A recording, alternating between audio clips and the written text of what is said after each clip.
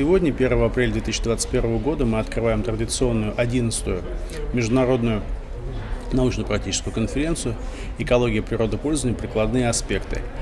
Эта конференция выросла из, в общем-то, небольшого студенческого семинара, который был предложен 11 лет назад в качестве мероприятия по заслушиванию дипломных выпускных квалификационных работ студентов.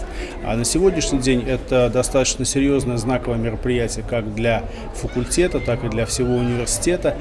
3 года назад эта конференция приобрела статус международной конференции, потому что в ней постоянно принимают участие наши коллеги из Индии, из Монголии, из других стран ближнего и дальнего зарубежья. Обсуждаем основные вопросы, исходя из тематики конференции. Все-таки это вопрос, связанный с природопользованием, с экологией, с оценкой качества окружающей природной среды, а также оцениваем перспективы развития наших территорий и пытаемся обсуждать различные вопросы мониторинга, качества окружающей природной среды, различные аспекты природопользования, что на сегодняшний день является, как мы считаем, достаточно важным и приоритетными задачами для сегодняшнего и завтрашнего дня.